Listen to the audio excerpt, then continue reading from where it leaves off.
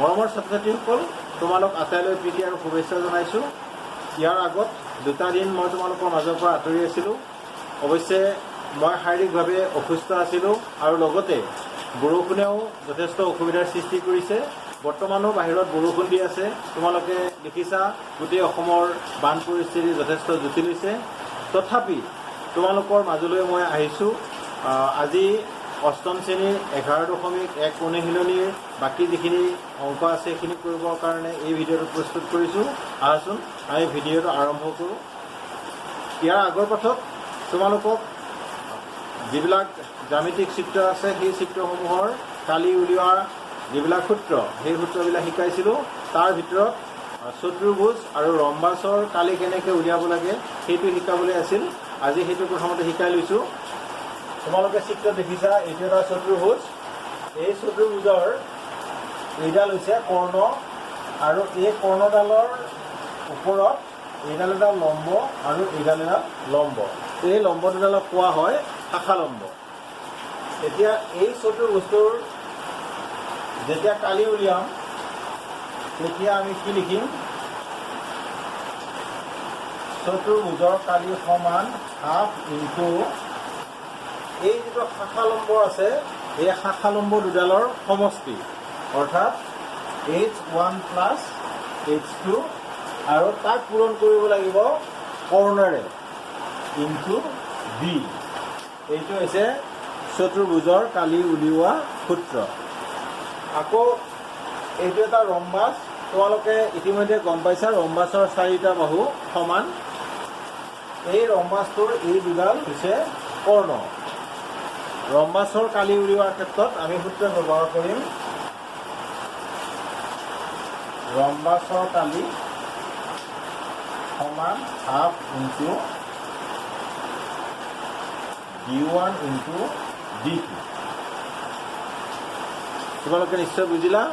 ৰম্বাছৰ কালি উলিয়াবৰ কাৰণে তাৰ যি দুডাল কৰ্ণ আছে d1 আৰু d2, তোমালোকে বেলেগ নামো দিব পাৰা, সেইটো কোনো কথা নহয়। d1 into d2 into half, এইখিনি কৰিলে ৰম্বাছৰ কালি ওলাব। এতিয়া অনুশীলনী যিকেইটা অংক আছে সেইকেইটা কৰিবৰ কাৰণে আগবাঢ়িছোঁ। এতিয়া প্ৰথমতে 1 নম্বৰ প্ৰশ্নটো লৈছোঁ। এই 1 নম্বৰ প্ৰশ্নটোত তোমালোকে চোৱাচোন, এইটো এটা চিত্ৰ দিয়া আছে। এই চিত্ৰটো কালি উলিয়াবলৈ দিয়া হৈছে আৰু এইটো এটা চিত্ৰ, এইটোৰো কালি উলিয়াবলৈ দিয়া হৈছে। এতিয়া এই চিত্ৰ দুটা কি প্ৰকাৰৰ চিত্ৰ আমি বুজাত অসুবিধা পাইছোঁ, কাৰণ ইয়াত উল্লেখ কৰা হোৱা নাই। তথাপি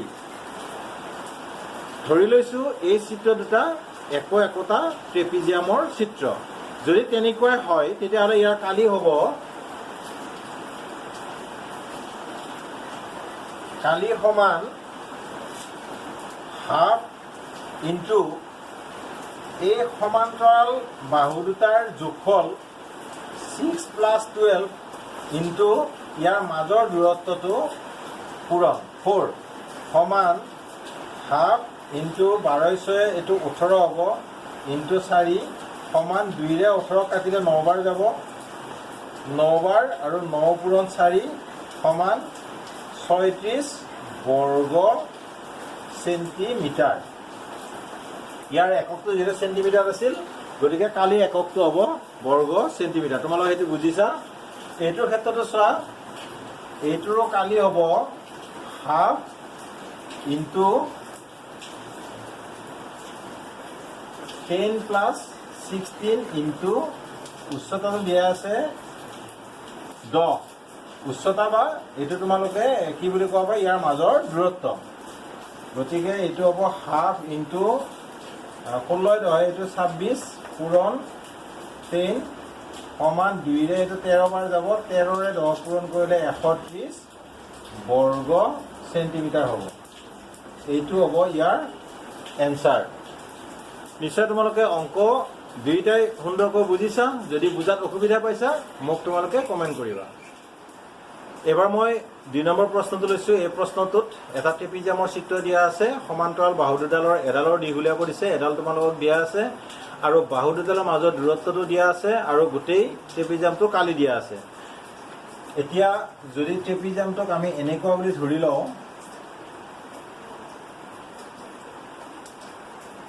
ইয়াৰ মাজৰ দূৰত্ব যদি 4 হয়, এইটো ধৰি ল'লো 10, এইটো নাজানো x, আৰু গোটেইখিনিৰ কালি আছে 34, তেতিয়া আমি লিখিব লাগিব ধৰা হ'ল সমান্তৰাল আন্তঃবাহুৰ দিশ 1 সেন্টিমিটাৰ হৈ গ'ল।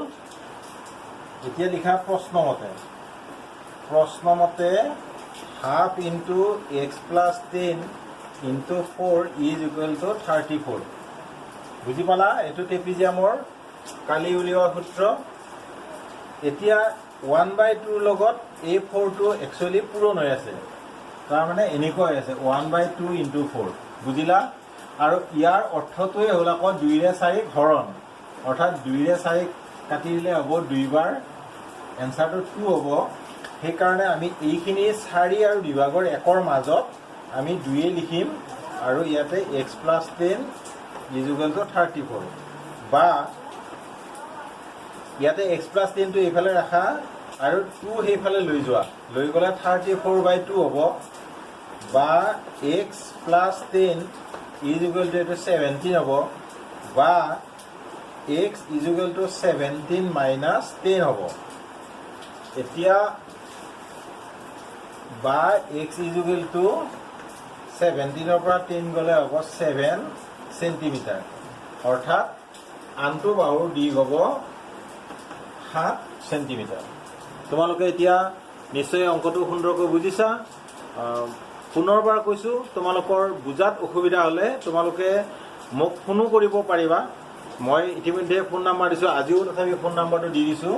মোৰ ফোন নাম্বাৰটো হৈছে 7002826665। তোমালোকে এই নাম্বাৰত ফোন কৰিব পাৰিবা। এবাৰ মই 3 নম্বৰ প্ৰশ্নটো লৈছোঁ। এই প্ৰশ্নটো এটা চতুৰ্ভুজৰ কালি উলিওৱা প্ৰশ্ন। এই প্ৰশ্নটো তোমালোকক দিয়া আছে এডাল কৰ্ণ আৰু কৰ্ণডালৰ ওপৰত টনা শাখালম্ব দুডালৰ দিশ উলিয়াব লাগে কালি। চোৱা, ইয়াত এডাল কৰ্ণৰ দিশ দিয়া আছে 20 মিটাৰ, আৰু সেই কৰ্ণডাললৈকে শাখালম্ব যি দুডাল হ'ব, সেই শাখালম্ব দুডালৰ দিশ এডালৰ 8.5 মিটাৰ আৰু আনডালৰ 11 মিটাৰ। ইয়াৰ কালি উলিয়াব লাগে। এতিয়া আমি উলিয়াম কালি সমান হাফ ইন্টু 8.5 প্লাছ 11 ইন্টু 20। তোমালোকে ইতিমধ্যে জানা যে চতুৰ্ভুজৰ কালি উলিয়াবলৈ হ'লে হাফ ইন্টু শাখালম্বৰ সমষ্টি ইন্টু কৰ্ণ, সেইটো ইতিমধ্যে শিকিছা। গতিকে পোনপটীয়াকৈ উত্তৰটো উলিয়াই দিয়া। এইটো হাফ ইন্টু 11 × 8 = 19, 19.5 ইন্টু 20।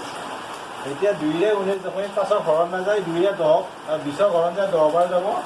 গতিকে এইটো হ'ব সমান 10 ইন্টু 19.5। আকৌ তোমালোকে জানা 19.5ক 10ৰে পূৰণ কৰিলে দশমিকটো 1 ঘৰ পিছুৱাই যাব বা সোঁহাতে যাব। গতিকে 195 হ'ব। যিহেতু এইটো কালি আছিল, গতিকে এইটো বৰ্গ হ'ব। যিহেতু এককটো মিটাৰ আছিল, গতিকে এইটো হ'ব মিটাৰ, অৰ্থাৎ এই চতুৰ্ভুজটোৰ কালি হ'ব 195 বৰ্গ মিটাৰ। নিশ্চয় তোমালোকে বুজিছা। একেবাৰে সহজ অংক। তোমালোকে যদি বুজি পোৱা নাই বা তোমালোকৰ বুজাত অসুবিধা হৈছে, তেতিয়াহ'লে মোক তোমালোকে কমেণ্ট কৰি জনাবা। এইবাৰ মই 4 নম্বৰ প্ৰশ্নটো লৈছোঁ। এই প্ৰশ্নটো এটা ৰম্বাছৰ কালি উলিওৱা প্ৰশ্ন। তোমালোকে ইতিমধ্যে জানিছা ৰম্বাছৰ কালি half into d1 into d2, অৰ্থাৎ কৰ্ণ দুডালৰ পূৰণফল। সেয়ে আমি এই ক্ষেত্ৰত কালি উলিয়াবৰ কাৰণে লিখিম কালি সমান হাফ ইন্টু 10 ইন্টু 14, আৰু এককটো হ'ব বৰ্গ সেন্টিমিটাৰ, সমান 2ৰে 10ক কাটি দিয়া 5 বাৰ যাব, আৰু 5ৰে 14 পূৰণ কৰিলে 5 × 14 = 70 বৰ্গ সেন্টিমিটাৰ হ'ব ইয়াৰ কালি। খুব সহজ, তোমালোকে সুন্দৰকৈ বুজিলা। এবাৰ 5 নম্বৰ প্ৰশ্নটো লৈছোঁ। এই প্ৰশ্নটো এটা চতুৰ্ভুজৰ কালি উলিওৱা প্ৰশ্ন। ইয়াত এটা চতুৰ্ভুজ দিয়া আছে। চতুৰ্ভুজৰ কৰ্ণডাললৈকে যি শাখালম্ব দুডাল, সেই শাখালম্ব দুডালৰ দৈৰ্ঘ্য দিয়া আছে আৰু গোটেই চতুৰ্ভুজটো কালি দিয়া আছে। চিত্ৰত তোমালোকে চোৱা, এই শাখালম্বডালৰ দৈৰ্ঘ্য হৈছে 6 চেণ্টিমিটাৰ, এইডালৰ দৈৰ্ঘ্য হৈছে 4 চেণ্টিমিটাৰ আৰু গোটেই চতুৰ্ভুজটো কালি হৈছে 100 বৰ্গ চেণ্টিমিটাৰ। উলিয়াব লাগে কৰ্ণডালৰ দৈৰ্ঘ্য। লিখা চতুৰ্ভুজটোৰ কালি half into h1 plus h2 into d is equal to 100 বৰ্গ চেণ্টিমিটাৰ। বুজিলানে তোমালোকে? এতিয়া ইয়াতে বহুৱাই দিয়া হাফ ইনটু h1 মানে পালো আমি 6 প্লাছ h2 মানে পালো 4 ইনটু ডিটো আমি নাজানো, গতিকে এইটো দিয়ে হৈ থাকক ইজ ইকুৱেল টু 100। যিটো আমি পোৱা নাই সেইটো ডি কৰিয়ে ৰাখিলো, এক্স ধৰিবও পাৰি কিন্তু আমি ডি কৰি ৰাখিলো। বা এতিয়া অকল ডিহে লাগে ইয়াত, বাকী চব সেইফালে যাব, কিন্তু আমি প্ৰথমতে এনেকৈ কৰিম half into 6 4 10 into D is equal to 100 বা 2ৰে 10ক কাটিলে 5 বাৰ যাব 5d ইজ ইকুৱেল টু 100 বা d ইজ ইকুৱেল টু 100/5 বা d is equal two 20 centimetre হ'ব। এইটো কাৰণ আমাক এইটো চেণ্টিমিটাৰ দিয়া আছিল, গোটেই কালিখিনি বৰ্গ চেণ্টিমিটাৰ আছিলে, গতিকে এইটো এককটো হ'ব 20 চেণ্টিমিটাৰ। তোমালোকে এতিয়া বুজিলা যে ইয়াৰ কৰ্ণডালৰ দিশ হ'ব 20 চেণ্টিমিটাৰ। এই অংকটো আকৌ তোমালোকে ওলোটাই কৰি চাব পাৰা। যেনে ধৰা হ'ল পৰীক্ষাত প্ৰশ্নটো আহিল, তোমাৰ উত্তৰটো এটা হ'ল, বেলেগৰ উত্তৰটো এটা হ'ল, এতিয়া তাততো সুধিবলৈ কোনো নাই, গতিকে তোমালোকে নিজেই কৰি চাব পাৰা। এইটো মই দেখুৱাইছো তোমালোকক। এইটোৰ কালি 100 ওলাব গৈ যদি আমি এইখিনি কৰোঁ half into 6 plus 4 into 20 is equal to half into 10 into 20 is equal to 2ৰে 5 বাৰ যাব, 5 দুগুণ 10, 5ৰে 20ত 100 হ'ব। গতিকে আমি গম পাই গ'লো এইটো কালি আমাৰ সেইটোৰ লগত মিলিছে, সেই অংকটো শুদ্ধ হৈছে। মৰমৰ ছাত্ৰ ছাত্ৰীসকল, বাহিৰত যথেষ্ট বৰষুণ দি আছিল কিছু সময় আগলৈকে। তোমালোকৰ শুনাত হয়তো বিজুতি হ'ব পাৰে, অসুবিধাৰ সৃষ্টি হ'ব পাৰে, তোমালোকে বেয়া নাপাবা। যিহেতু মোৰ এই পাঠটো যথেষ্ট দীঘলীয়া হৈছে, তোমালোকে আমনি বোধ কৰিব পৰা, তোমালোকে সম্পূৰ্ণ ভিডিঅ'টো চাবা বুলি আশা ৰাখিলোঁ। লগতে তোমালোকৰ যিসকলে নতুনকৈ মোৰ চেনেলটোলৈ আহিছা সেইসকলে মোৰ চেনেলটো ছাবস্ক্ৰাইব কৰিবা, বেল আইকন প্ৰেছ কৰিবা আৰু তোমালোকৰ যিবিলাক বন্ধু আছে সেই বন্ধুসকলৰ লগত মোৰ চেনেলটো তোমালোকে শ্বেয়াৰ কৰিবা। সদশেষত তোমালোক আটাইলৈ ধন্যবাদ জনাই আজিৰ এই ভিডিঅ'টো মই ইমানতে সামৰণি মাৰিছোঁ। ধন্যবাদ।